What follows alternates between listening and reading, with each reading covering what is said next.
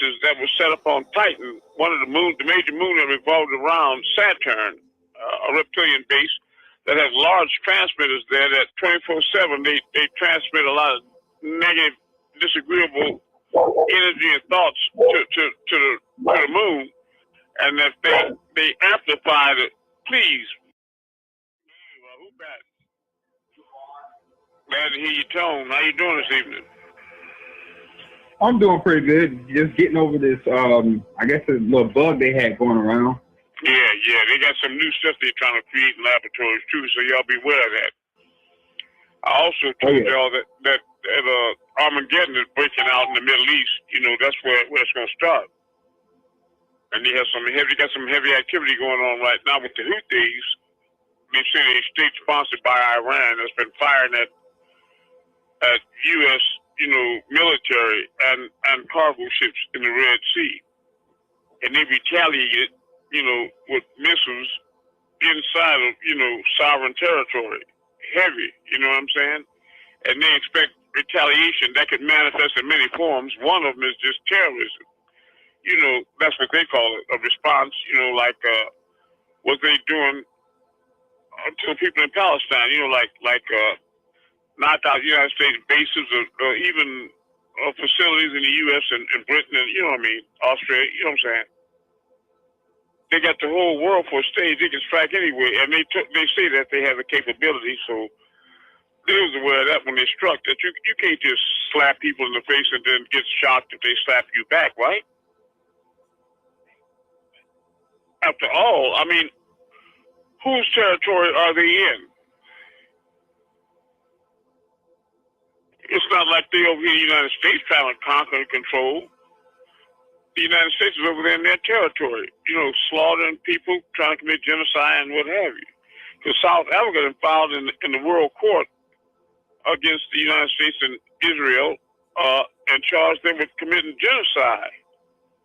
You understand? Saying step by step, they're methodically trying to erase those people over there, and it's true. What you think, Khalil? Do you think they're trying to commit genocide on those people in Pakistan?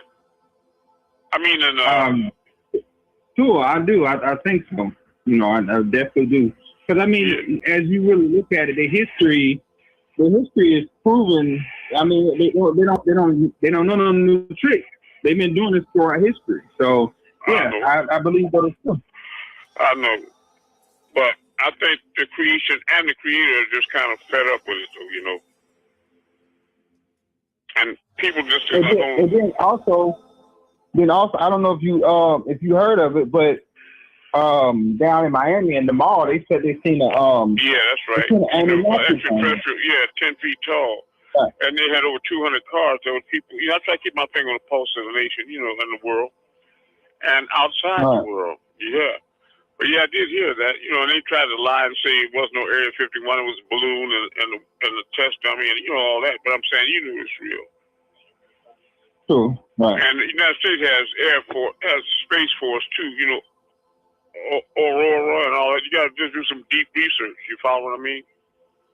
They've been back engineering these crafts since the 40s. You understand? Like Bob Lazar told you all, that they got whistleblowers coming forth and revealing the fact. Like Malachi told you that whatever you think that you see on the surface like stealth bombers, they're like at least 6 levels deeper than what they're revealing to you. You got it? Mm-hmm. But this extraterrestrial contact has been a lot of nations, so that's what the surprise. That's the mystery meat now. So people don't want to just bite into the sandwich. You know what I mean? You follow what I mean? What makes us so sure that they're not in contact with Iran and giving them superior technology and what have you? Which that is the difference between 5D and 5G, because these reptoid beings, they're trying to duplicate, technologically what you all are capable of mentally. You follow? But you all are kind of like the X-Men. You have natural gifts by nature, the Most High, and you have to understand too that we're living in a bi-solar system now, approaching the tri-solar system with the extra sun. Which one of y'all have done enough research to know that there's a second sun here now? I've done that. I've done research. Also, some research on the moon too. They said the moon is not actually a moon. It's a sun. Yeah, I know, because it's got a metal core about 30 feet down. Because they dropped a heavy metallic ball on it. Rahubat, they dropped a heavy metal ball on it, and the vibrations resonated all the way to Earth with sensitive instruments. So they know it's hollow and metal in the surface. And they already figured out certain logical things, like all the craters seem to be the exact same depth. That means that there's a penetration depth that they can't go past that. You understand? So yeah, that's right. But I told y'all a long time ago that they had bases that were set up on Titan, one of the major moon that revolved around Saturn, a reptilian base that has large transmitters there that 24/7 they transmit a lot of negative, disagreeable energy and thoughts to the moon, and that they amplify it. Please mute the phone with that noise back. That's very disrespectful. You know better than that. And they amplify those messages on the moon and then direct them to the Earth, toward people. You understand? And control people subliminally into thinking and doing negative acts all the time. All right, is everybody here yet? Rahul back. Yeah. Rahul back. I saw a story recently. They were talking about Titan. They were talking about islands on Titan. That they saw islands. Yeah, Titan is a livable, can sustain life, and it's in a Goldilocks zone. But a lot of the heat that maintains a moderate surface temperature is not necessarily from the sun because of the distance of Saturn, but it's from the core of the planet because of the magnitude of Saturn, second only in size to Jupiter, that is causing the moon to expand and contract, and that creates a friction inside of the core that generates a great amount of heat. You follow me? So you're right. The surface is inhabitable. It's habitable. You follow? And in fact, Titan is where all the reptilians went during the Noah's flood. Not all of them. Some of them went underground here to Earth, but that's where they went. And you have to know that when you... Go ahead. I was just saying, I remember it mentions that somewhere in the Holy Tablets. Oh, yeah. Mm-hmm. That's right. And you also have to be cognizant of the fact that, well, I don't know if I'm going to reveal that right now. So I'll let that. Okay. Anybody who's got that first spiritual experience they want to share with us? I got something I want to share. Okay, very good. Go ahead. Yeah, so I just want to share about what's been going on here in South Florida lately, because I live about 15 miles away from downtown Miami, where the aliens popped up at. That's right. Based on, research and investigation, it seems like some interdimensional beings really did show up in the middle of the mall. There was a remote viewer. Let me ask you, are you here at 15 miles distance? Are you close enough? Have you had any personal conversations with anybody who was there that day? Because they said it was thousands of people.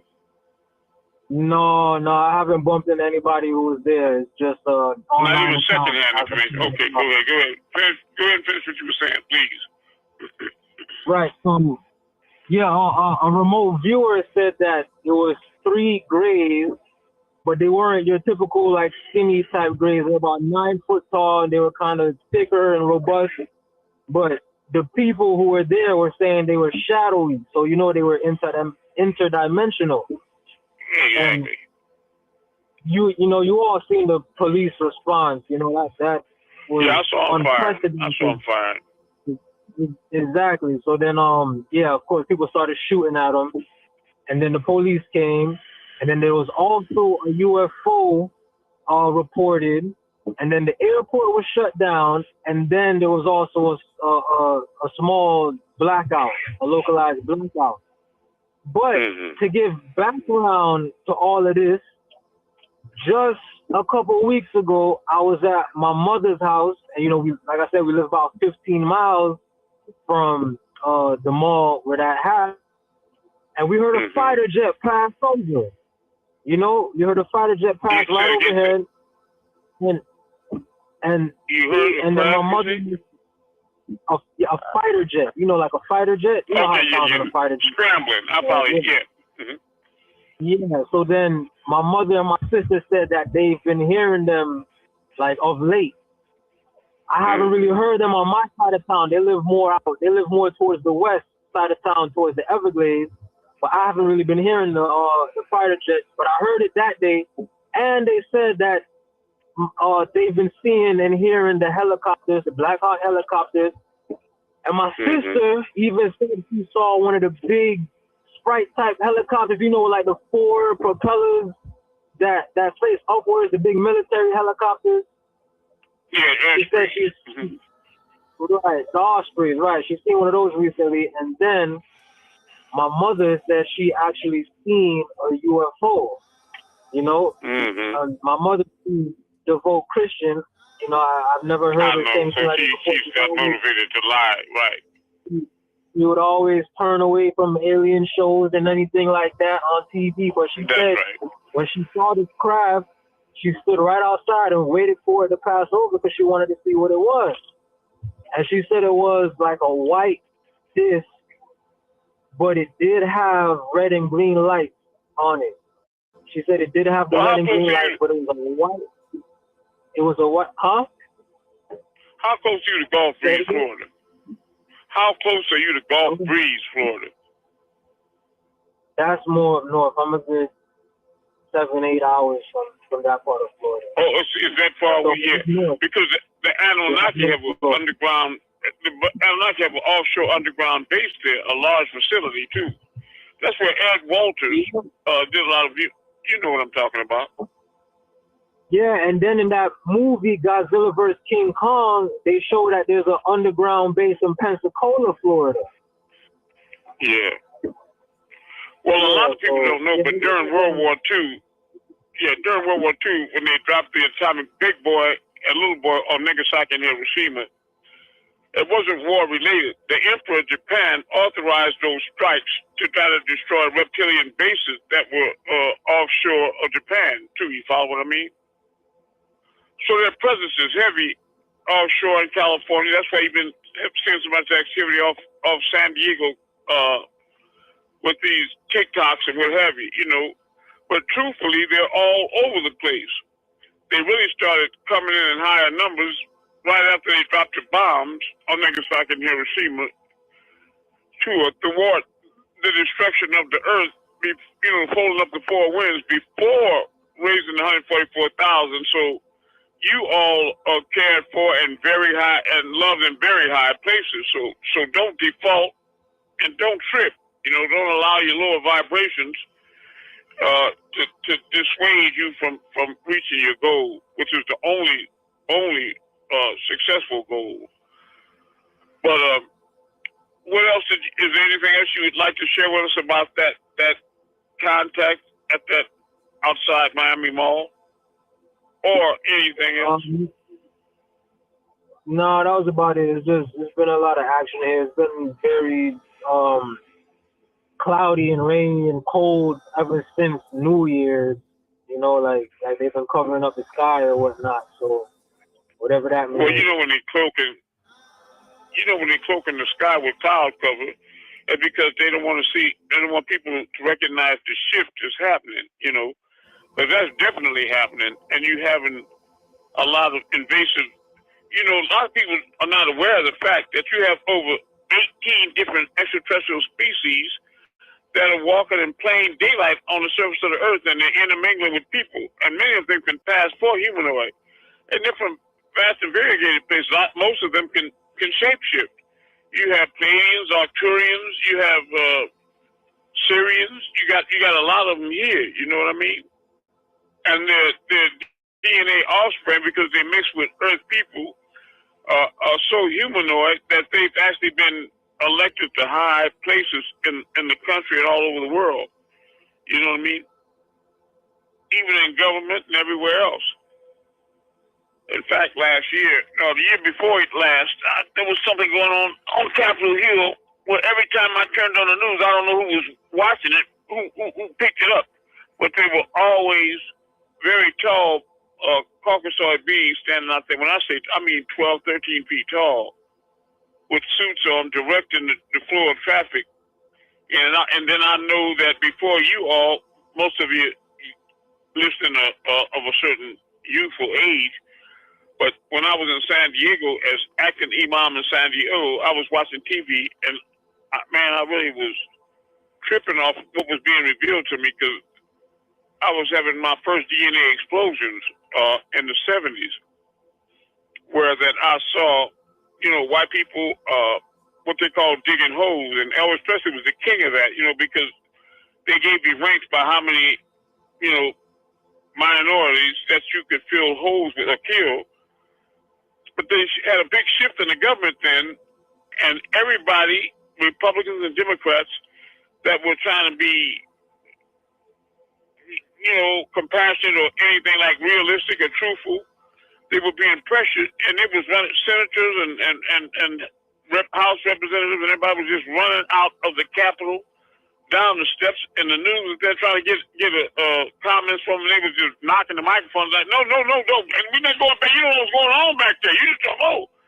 And that's when they did. So they have really taken over Capitol Hill. They really have, and I would imagine most of the world governments have been taken over by these beings. How else do you explain people, beating the drum behind Donald Trump like rats following the Pied Piper down? And it's not like they can't see what he's doing, but they have a lot of signal waves they send out, like I said, from Titan and different places, vicariously through the moon and also through satellites and television. But predominantly, they have these large reptilian tankers that are interdimensional that fly over cities that have concentrations of conscious people wherever you're trying to think and wake up at. They're spraying a gas that stops that and blunts your pineal gland, and it creates a blockage, for to prevent your life from rising. In the same way they do the little babies, Nubian babies in the hospital when they're born, they check to see if they have blue spots or the cranial shape. If it's not flat, but they have long heads like Simone, the sister on the news, like King Tut heads. You know what I mean? What they do is they ease them away from the mother, and the nurses bring them back there and hit them in the base of the skull at the top of the spine with pencyclidine. At that time, they called it angel dust, and they used that drug right there to create a block so that when your lights start ascending up, that it can't get past your neck to go into your pineal gland, let alone your crown molar.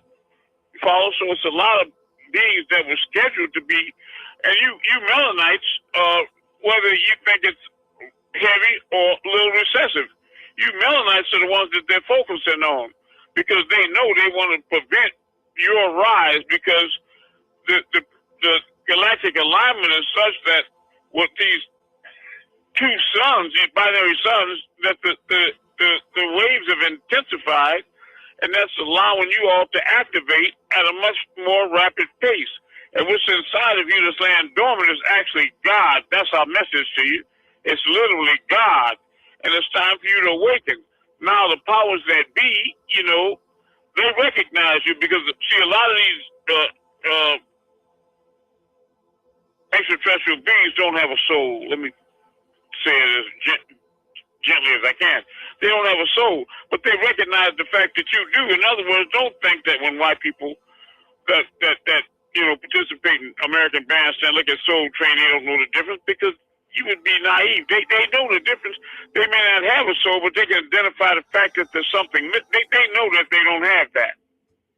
Not just rhythm, but the ability to have compassion or think correctly. They know that they're defunct, and they don't have that soul, and they don't have the ability to transform into God.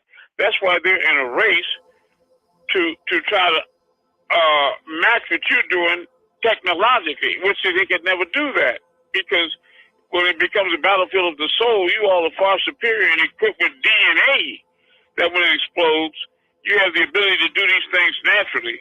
So it's just but you can see that it's a real battle back and forward because they have 5G. You know what I mean? And obviously, you know, in competition with 5D. You follow? But the fourth plane is coming right on in, and new heaven and new earth is making itself ready for those that are going to participate in it. So what I'm saying is, I love you all, I really do, and I really hope that you hold on and let's cross over this line and don't look back. Seriously, before time get totally beyond repair because it's folding up like a lawn chair at a rapid clip. Be ye not deceived, beloved. It's not going to be long. Tick-tock. All right, family. Who has the next spiritual experience they'd like to share with us?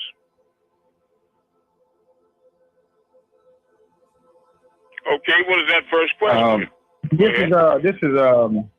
This is Brother Hisi, or Brother Khalil.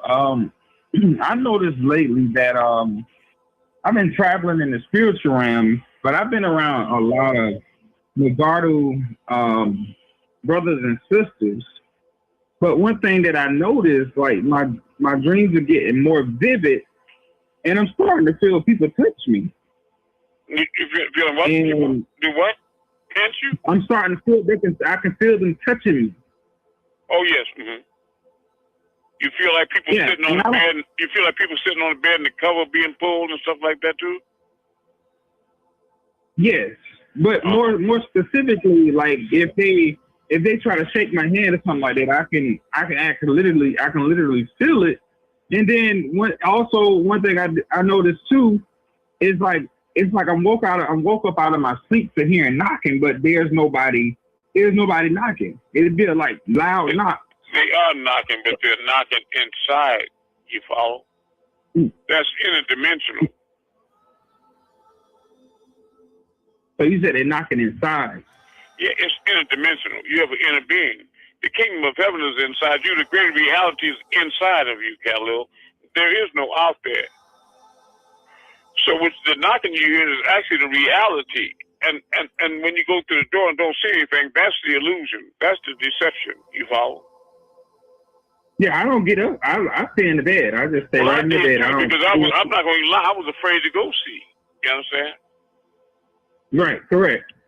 Yeah, but I knew I was blocking. When I was taking up 32613. I heard a whole lot of knocking last night too, like 2 or 3 times. I thought it was Harry knocking on my door, but I said, come in. Nobody came in. And about 5 minutes later, something like that, I heard it again. All right. Okay, Khalil, go ahead. No, I thought it was like, can you hear me? Yes. Oh, okay. I thought like far as the knocking, because I know like my grandmother, she used to always tell me if somebody call your name, don't answer it, or like if you hear a knock at the door, don't answer it either. But it's been happening more frequently, and it's like I've been distancing myself from a lot of people. I just been not necessarily cutting people off, but I just been really distancing myself because I'm trying to figure out what's really going on.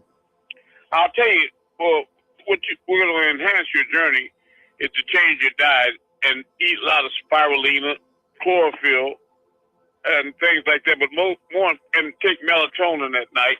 But more important, and serotonin also. But more importantly than that is monoatomic white powder gold to raise your frequency back up to 121 megahertz. You follow me? That'll definitely help you with the shift. I follow you. Yeah, and you have those things in your package as well. But go ahead. Who else has something to add to that? Or let's start with that first question. Because I have a lot for you all tonight. Can the gold be taken with water? I wouldn't take it with water. I would take water before if you were thirsty, but you may dilute it with water or rinse it into your stomach. The reason why that I give you all these metal little tiny spoons to take with it to measure it out is because it has an extension that you place it under your tongue. You take the gold and put it under your tongue. The reason why is because we have organs under there, like, I hate to say it, like snakes, so that it makes the gold go directly into your bloodstream almost as fast as injection, topical injection through the venial injection, you know.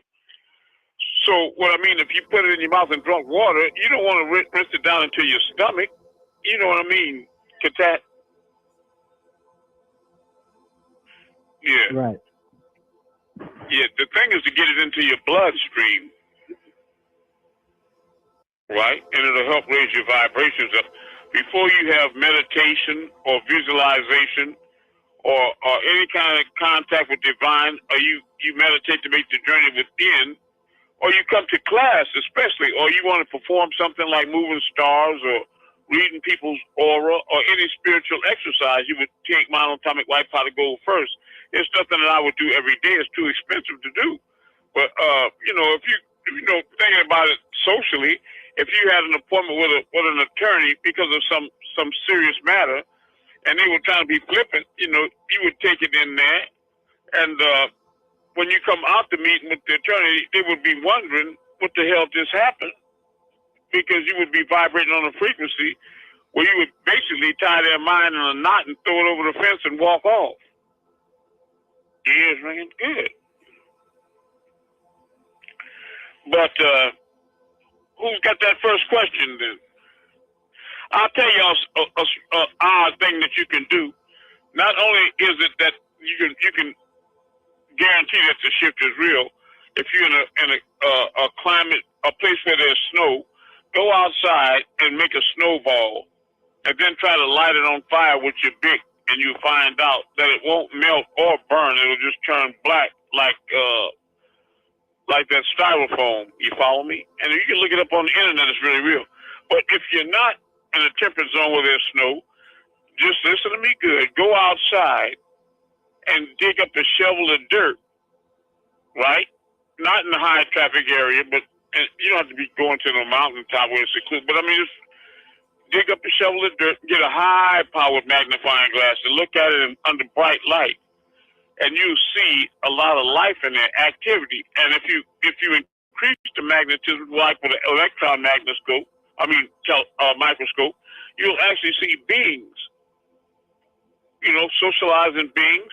And so much life in the dirt that it'll actually seem to roll and heave and move. The dirt itself will be shifting. So these beings have societies. They have wars, armies. You see them at war, and you can see that because they don't want to let you know that as above, so below. And you have micro life going on inside of your body. You have whole kingdoms because every atom, and you can't even count the number of atoms inside you, is a miniature sun. And the electrons that revolve around it are small planetoids, and many of them are orbiting around that central sun in what we call the Goldilocks zone, right? So that they're not too far, just like the Earth, they're not too far away to freeze or close enough to burn up, and it's proper to sustain life. And inside their worlds, they have atoms inside of them that, in like manner, have life on them. So I'm saying all is all in every direction, 360 degrees and up and down. Just like I told you before, when you look at the sun above, and you see the planets revolving around it, you see that's the sun, but phonetically, you are the sun as well, but they spell you S-O-N, they spell that one S-U, and they confuse you.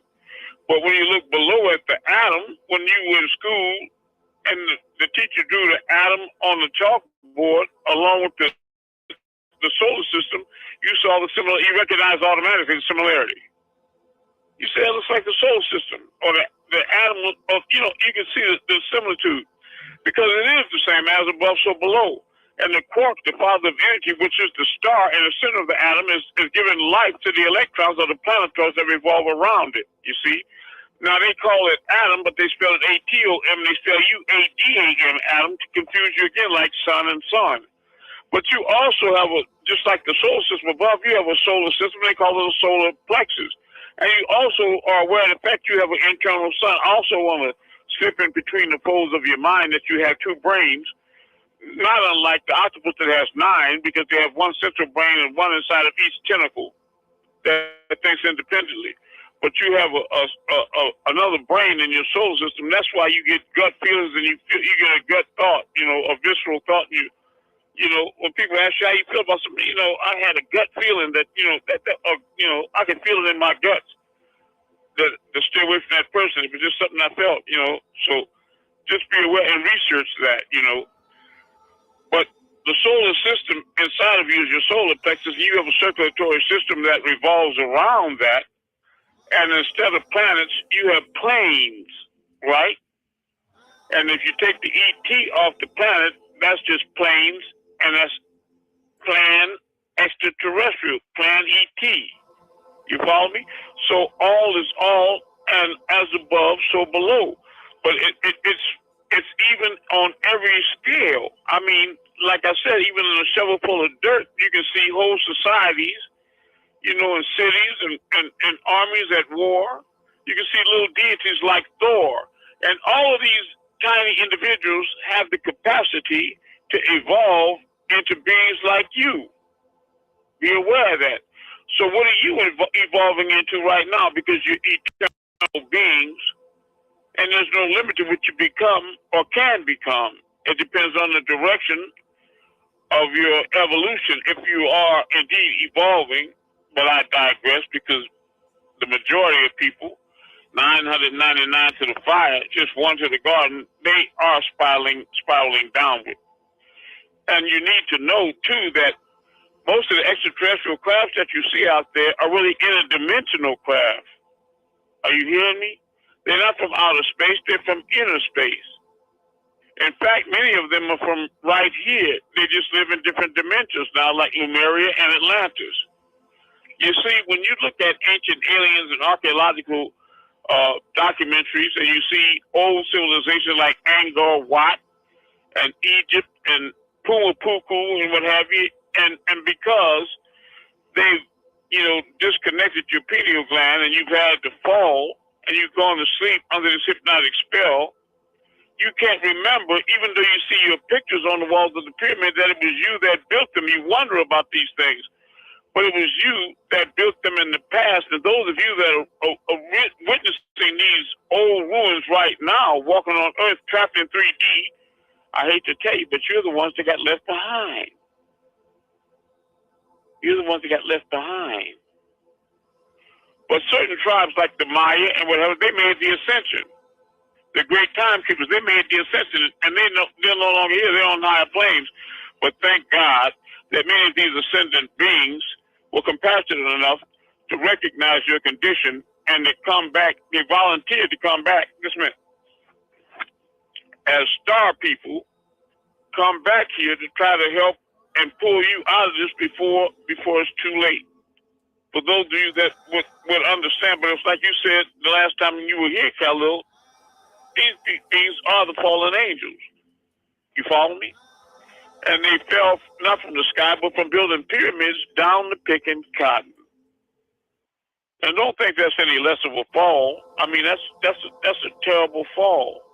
But they went down in a sense that you have an old man and woman looking out the picture window, and there's a boy or a girl that get high grades in school. They come from a middle class family, and they're well dressed and clean and very intelligent. They have their books, and you never catch them cursing or smoking, and they're headed for great things, and they know that. And they just watch the ascension of these children pass by seasonally, all through the summer and winter. They watch them like some people bird watch.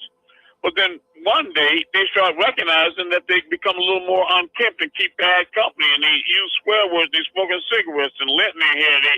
They degrade more and more till they see the girl that they were so proud of, in a car performing oral sex on some old drunk man for $10, and the boy breaking in their neighbor's window, to steal a TV for crack, or heroin or whatever it is, and as they go down, they say, "Look at that boy and girl; they really are going down in life." They don't mean that they're dropping down into no hole. That means that they're going down in their condition. And that's what happened to you. That was the fall of man. You ever hear people talk about a fallen woman? They don't mean that she fell down the steps. They mean that she's fallen down on the social scale in her life. She's gone through the dogs or whatever you want to call it. So that's what happened to you all. You fell, and like the white woman, you apparently can't get up. But some of you will, but if you're not blocked and learn how to get out your own way, but it's ego is one of the things, and false pride, and niggas being persnickety, I can do my own, you can go on the computer and get your own information, I don't need no, you can't tell a nigga that they God because they feel like they don't need anything else. What I'm trying to emphasize that you're potentially gods. You have that unlimited potential inside of you, but it's got to be activated by spiritual guides sent from you on high. If not, you're going to run into spiritual guides that are taking you in the wrong direction. You follow what I'm saying? But like I said, I have a lot to share with you all, but who's got that first question?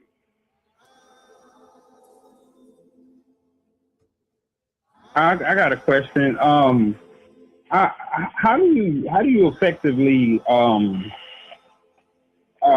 concentrate? And the reason, what I mean by concentrate, meaning like whenever I sleep, my mind never goes to sleep. It's like that's right. It never it's does. like I'll be talking to myself while I'm trying to go to sleep, and I just can never calm my mind down. Right. So I want to know, like, what is some of the best? I know they said meditation is a good one, but what is the best way to do that? Well, there's different techniques. In meditation, it takes a lot of different techniques to learn how to meditate and quiet your mind and stop. Now, one thing is, the people that were buying packages from me a couple of years ago, I was still mailing them in return as a part of their package or separately these large wax battery operated candles, Khalil, and many of them still have them.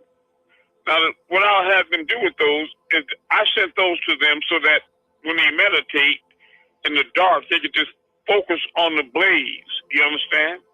But I didn't want them doing that and fall asleep with real candles. And you got imagination. You can imagine, right? I wanted to supersede that and not have any concerns about it. But it's just that if you look at the blaze on a candle in the dark, Khalil, and you focus on it long enough and hard enough, even with the doors closed, after a while you're going to see that it starts to flicker, like at times. Like it's a breeze, but you know that there's no crack in the window or door. You follow what I'm saying, son? You just, so Correct. You wonder, why is it flickering? What is just doing it? And then the more you focus on it, you're going to notice that it's got different colors. Like on the inside of it, closer to the wick, you can see through the blaze. You find out the colors that's vibrating are like green and blue and violet. And that as you look closer, you're going to see on the outer fringes of the flame, you're going to see colors like amber. It'll look like yellow, amber, and red. You follow what I'm saying? And the meaning of that is that everything in creation vibrates, Khalil. And vibrations give off a certain tone, and they give off different colors, like a rainbow. It too has 7 colors. In case people didn't know, like you have 7 planes in your body, rainbows have 7 strata of color, dependent on the abuga or the atmosphere, whether it's the stratosphere or ionosphere, or hemisphere. As you go up or down, the vibrations raise up and down, and there's a color shift in the layer of that level of the atmosphere has a different tone, a different frequency, and a different color, just like the flame or your own body and the aura that that perspires through your skin about 3 feet outside your body for those that have their third eye open and can see it. But what I'm saying is that when you look at the flame, it's like as above, so below. It's a microcosm of all of your surroundings, including you. so that you can study that. And also, I have set up where I send people.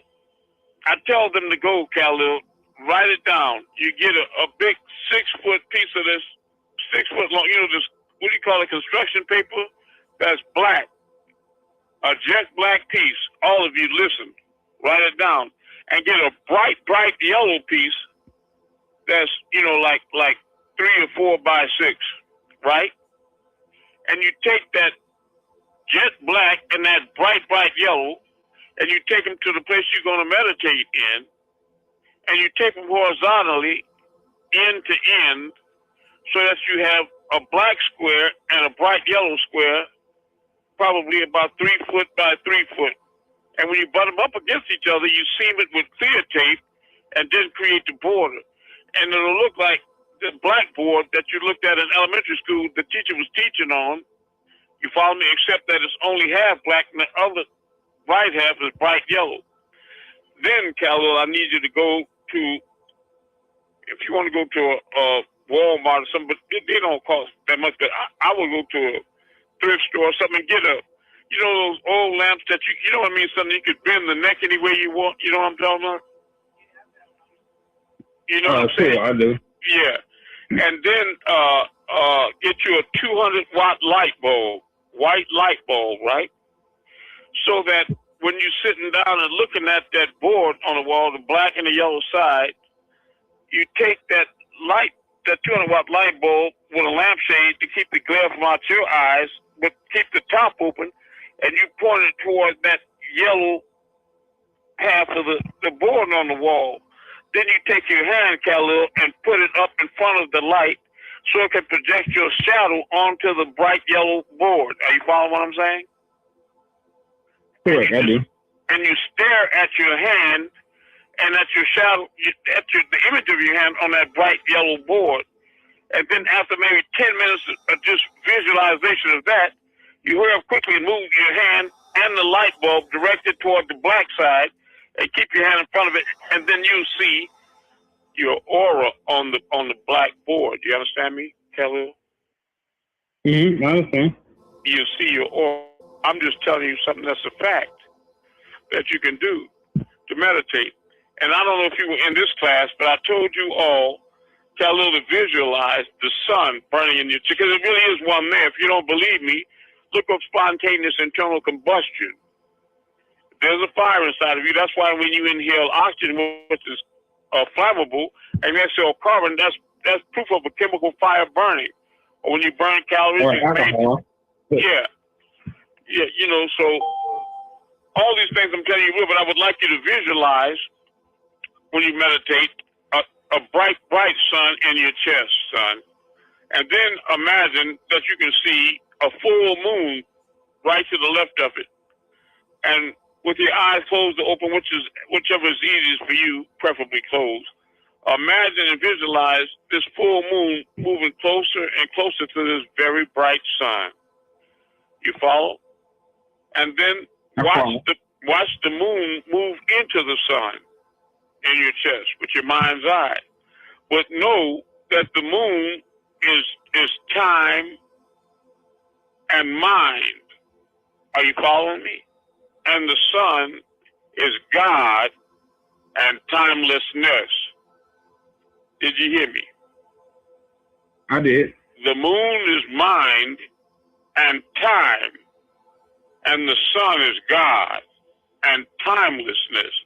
And as the full moon moves into the sun, you reach a state of what we call nirvana, a high vibration. Or you can visualize a bright light square cube outside of your chest. You follow me? And then imagine that white light cube is traveling up, and it goes through your nasal cavity, right on up through your crown molar, up to 2 feet above your head, right? And imagine another light cube dropping down and descending, and it's going straight on down into that central sun. And now, even though they go to the same places, the first two is going to eventually drop straight down, but they never touch. You can reach a state of nirvana like that. I hope you all are listening and writing this down. Also, I want you all to very seriously imagine 3 balls of white light, 3 feet above your head, 3 small balls of white light, 3 feet above your head, rotating in a circle clockwise. And then very slowly get those 3 balls of light to merge together into one large ball of light. And then use visualization to pull that big ball of light down into your crown molded, until the center of it is in the center of your head. And your mind's eyes open, you can see the light reflecting off the wall in the mirror. You notice that that's your aura that's shining. You can activate it that way too. The 7th plane inside of yourself. But I know me, when I'm outside moving stars for you all, a lot of times I'll feel the wind blowing around me in a circle. And I thought that's what it was, wind blowing paper and leaves all around me in a circle, but it's actually my own energy, right? And I always see this ball of bright light straight over my head, maybe about 15 feet in the air. But it's such a straight line, like a laser beam straight line, going straight down through my crown mold and all through my chakras, that is on that line. And so if I try to take my head and look back at it, it's like a dog trying to, look back at it and say, I can't see it, because as my head goes back, the line goes back, and therefore the ball of light too. But I can only see the brightness peripherally, looking up through it like that. And I know it's up there. Now, I was thinking to myself that that's because one time I was moving some stars for a brother named Monte in Oklahoma, and it was in the wintertime. He was driving big rigs. And I went outside. At that time, I thought I had to go outside to look at them to move. Isn't that funny? It's just like people come out their body and go to their bedroom door and stop because they think the door is an obstacle. Isn't that funny? But, it's just you've been programmed to think physically. So when I was looking at the stars going to move for everybody, it started coming down to me real fast, straight and fast, like a laser beam headed straight from my chest. Just like on that movie, Michael, where that light came down to him in his chest. All of a sudden, he was real smart and all that. Well, I was going through so many difficult times with Malachi and a lot of different people. I was not trusting. And so when anything like that, like you say, a knock at the door, anything happened, I would lock up. And so I threw my palm up and I said, stop, when it got to the corner of the house. I said, stop. And it stayed that distance from me all that time. So it's always over my head. But now I know I was supposed to allow it to come into my chest. And it would have protected me from all disagreeable and evil things. It would have done a lot of things for me. And I keep trying to pull it all the way back in now. That's why I got you all practicing to pull the stars down closer to you, right?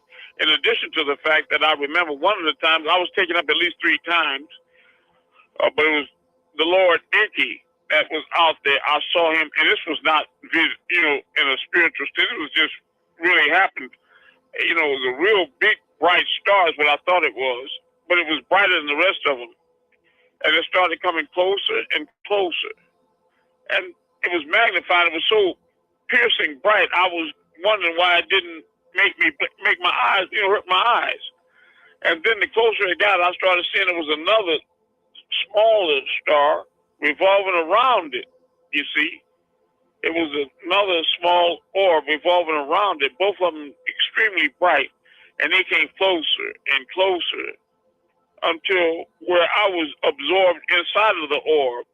And when I was inside of it, I lost consciousness. And when I woke up, I was elevated, levitating over the earth. And I looked down at it and saw the clouds, and the clouds parted.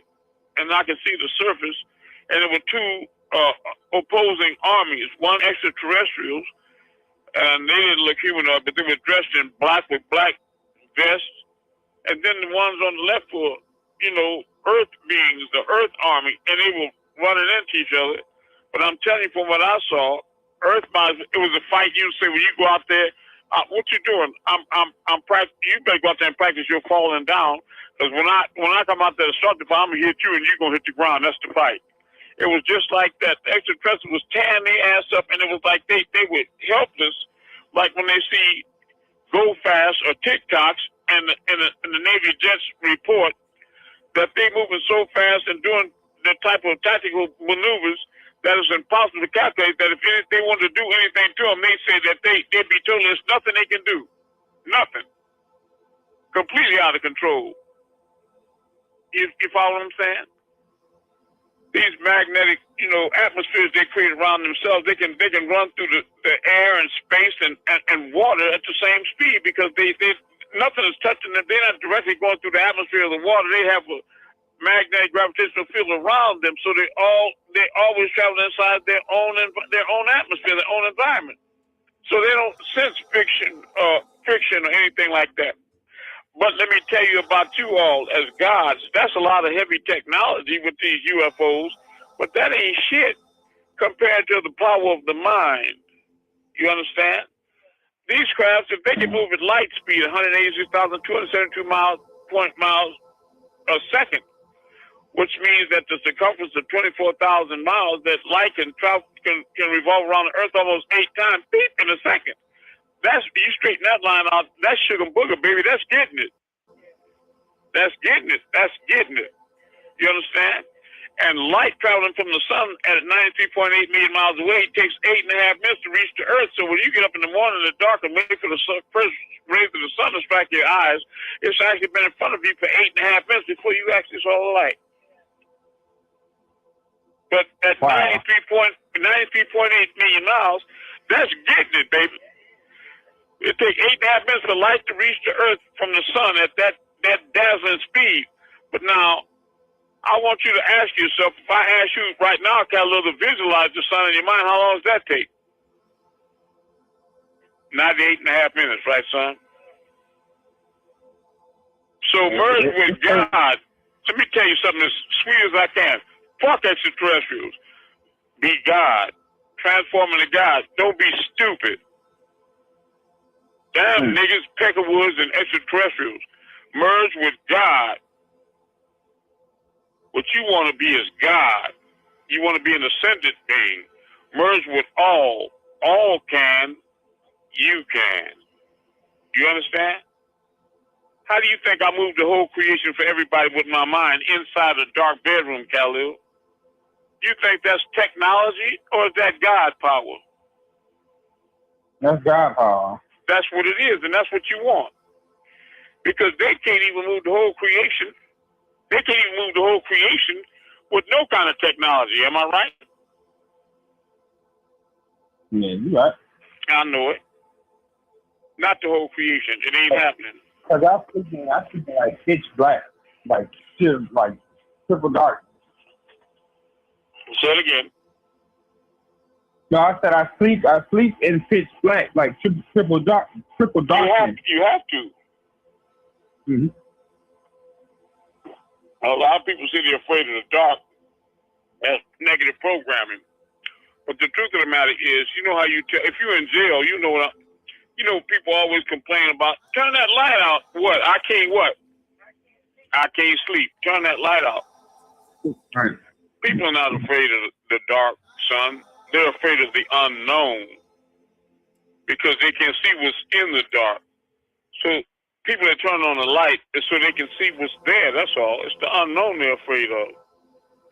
But the dark is comforting. It reminds you of when you were in the womb. You remember when you were inside your mother? Well, I don't know if you remember that. Some people remember that, and they remember before that. They remember before that, being sent down here from other worlds. But you felt so comfortable and safe inside your mother's womb in triple darkness. That's why when you go to sleep, you ball up in a fetal position right now today. You do. That's why they know in Islam. I know you do. And in Islam, they go down to sujood, they prostrate. When you really look at it, that's a fetal position they're in. And they're humbling themselves before Allah or Anu, the Most High, Elyon El. Because they know that they're in the womb of the Creator, with peace and security reigning on all sides if they choose to vibrate on that frequency and merge back into the rays. Which is my job to help guide you all too. If you're ready, and if you're strong enough, and focused enough, and disciplined enough, and humble enough to make it there. Yeah. because I know who I am, and I'm reminded of it every day. Seriously. One of the CDs in you all's package is one that I named Man of Many Miracles, which is some excerpts from the two books that were written not by Malachi, but by Ansars in Brooklyn in the community, brothers and sisters that walked and lived with him. And one of the first ones is that the brothers and sisters were walking with him one night, and Malachi stopped and pointed his index finger at the night sky. And he said he moved the star with his finger back and forth, left and right. And I believe it, don't you? Well, don't you? Yeah. Yeah, I believe it. I believe it. Yeah, I do too. I know it because I'm of that same lineage. I was also sent, you see. So it's easy to call yourself God, reckless cries of I'm God, you know, to the embarrassment of the saints, you know. But the thing is that you're not God until you learn to do the things that gods do. It's going to take more than verbalization and firm resolution in your mind. I'm God. Yeah, that's arrogance. You got a long, like Malachi say, and I got some letters from him to me in your packages. One of which he opens up by saying to Noble Pastor Larry Darrensburg, the one and only man of the hour.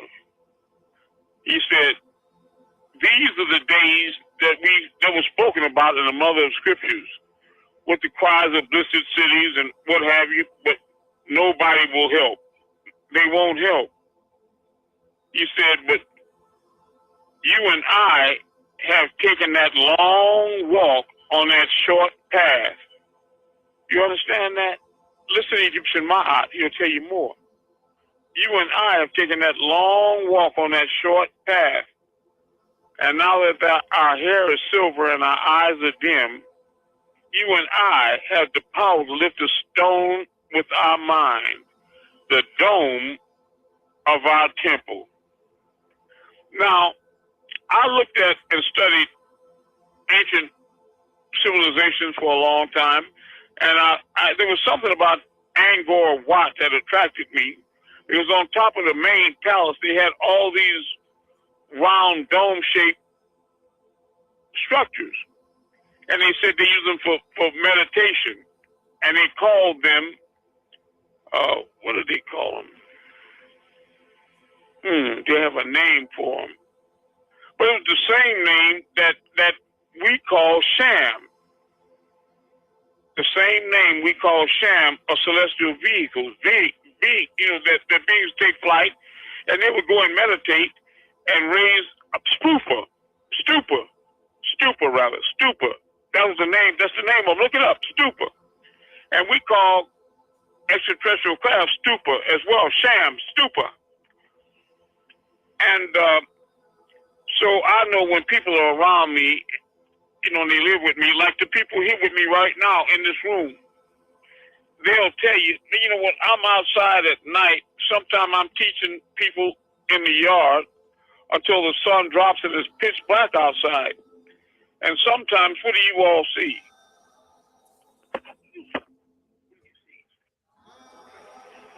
Let them tell them.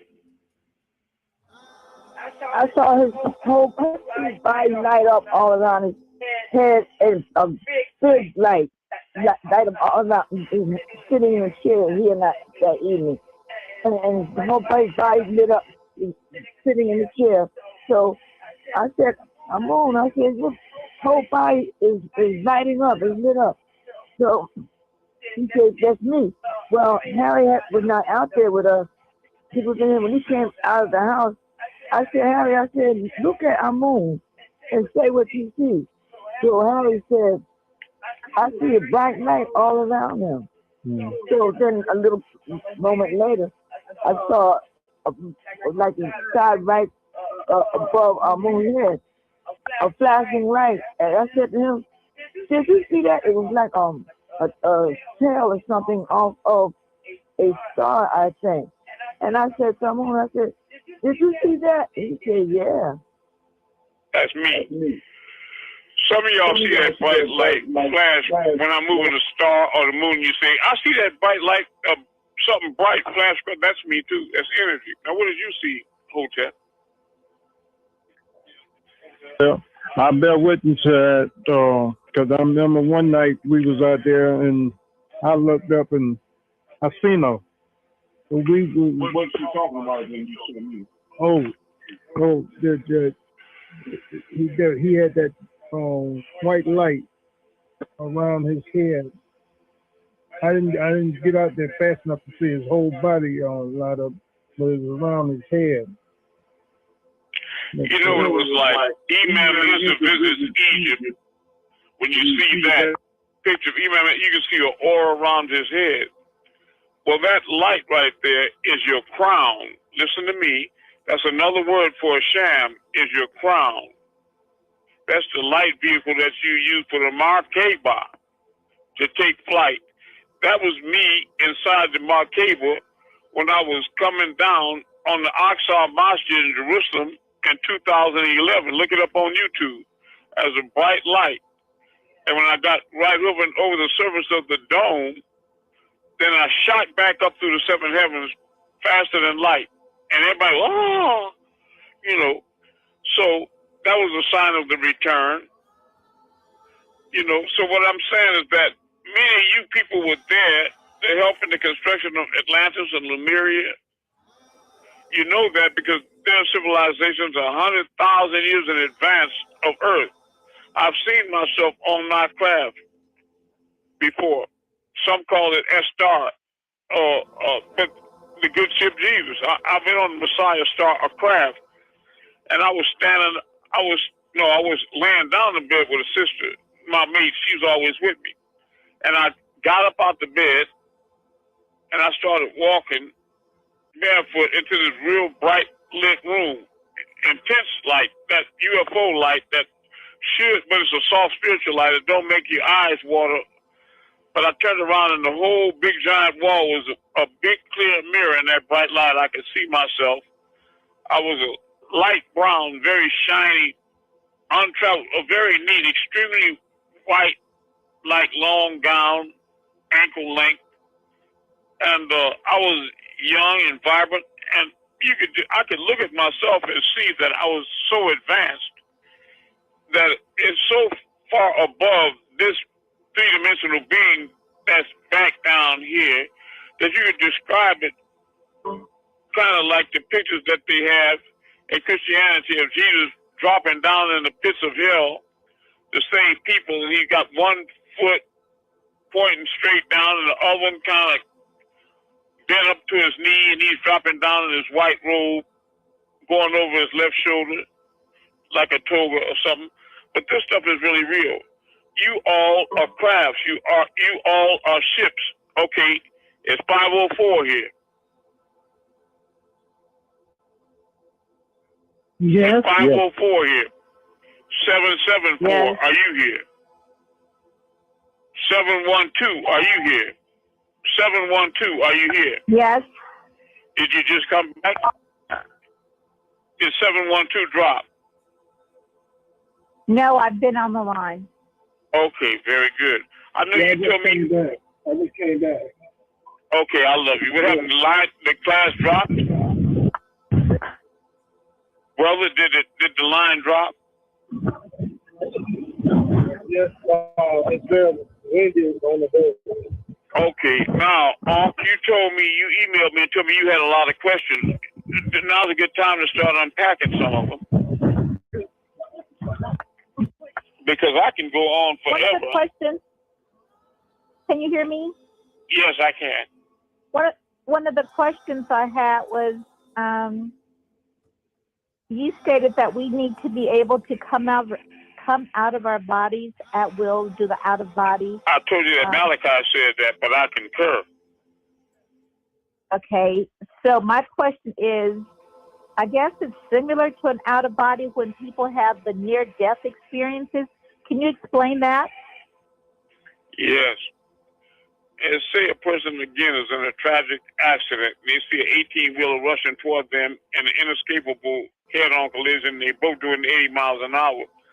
Well, when the impact happens, you know that there's a compassion from the Most High that'll snatch your real essence up out of your body, right?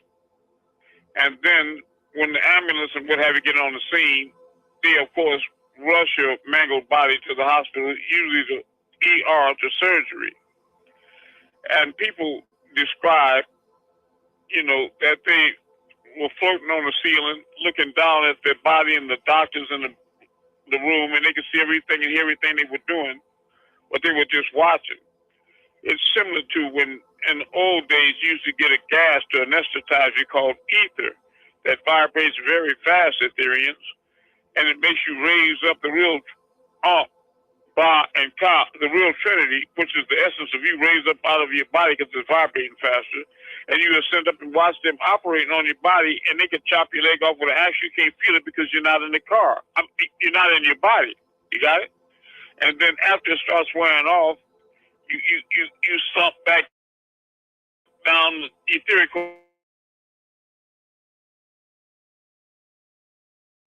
You can feel it again.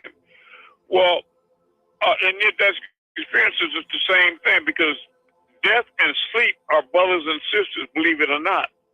They're that closely aligned. The only distinction without a difference is that when you ascend about your body, what you do every night, like I was telling, I alluded to Khalil when he first came on, that you leave your body every night. When your brain and body shuts down, the real you, what you said, Khalil, never goes to sleep. It's just you becoming more cognizant and aware of it. That real you, that's why prophets and messengers sleep very little and eat very little, because they become more and more spiritual when they turn themselves inside out. But when you just sleep and your light travels up the light cord of your spine, which is Jacob's ladder, 33 notches or steps in the ladder, or rungs in the ladder, and you pass up the 7 planes or the 7 heavens, right? Chakras, whatever. You pass the laryngeal seat and you get to the crown molar. Again, you have a thin, transparent, hollow tube about the diameter of a thread.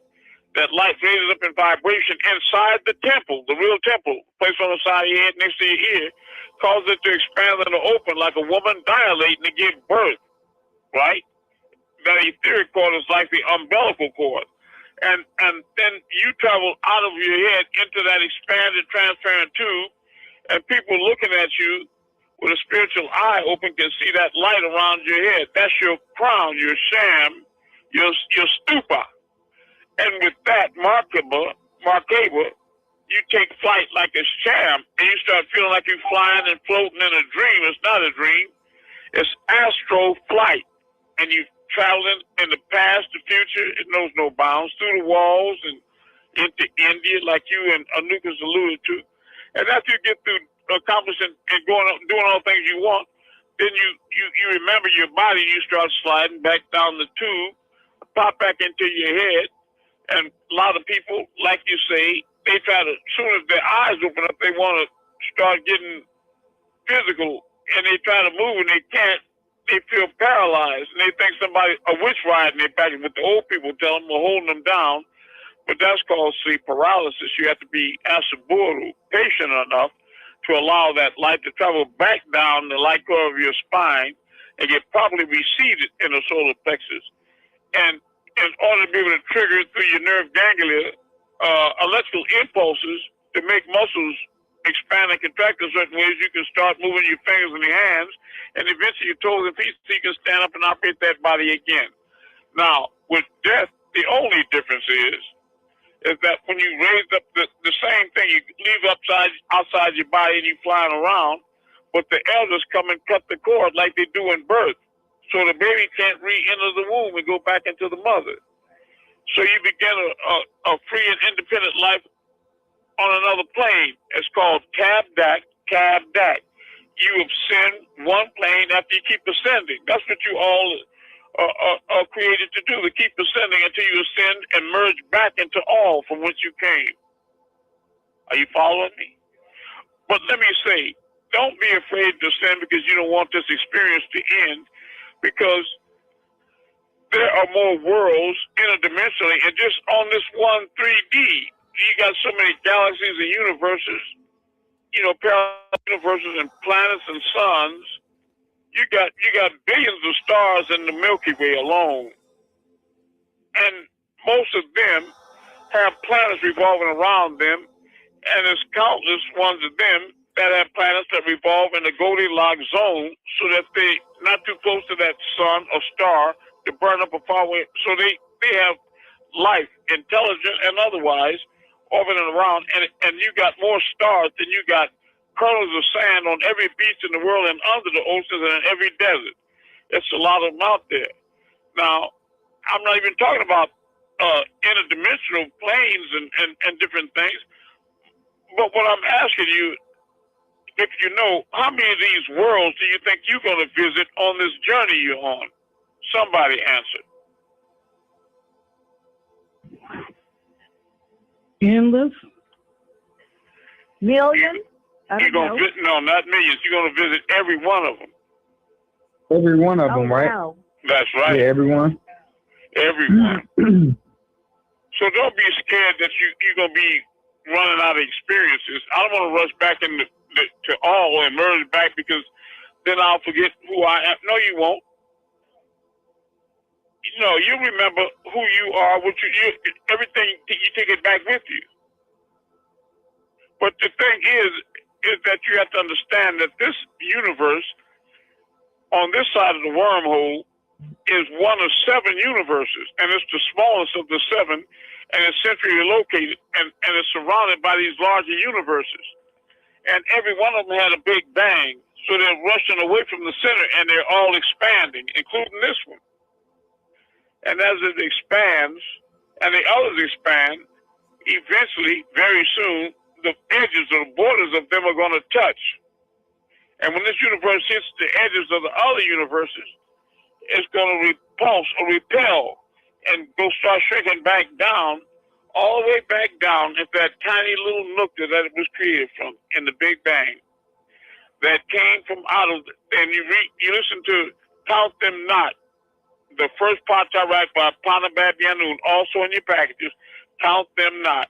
And he'll tell you that the Big Bang emanated from out of the pupil of Amun-Rayay.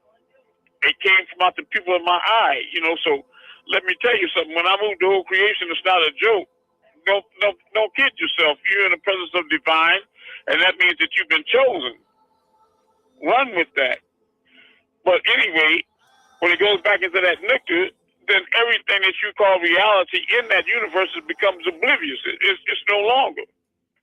But you all are supposed to be evolving so that you consciously expand until you reach a level of awareness that you're intelligent enough to jump universes, so that when this one starts imploding, you can jump over to one that's not and continue on having experiences.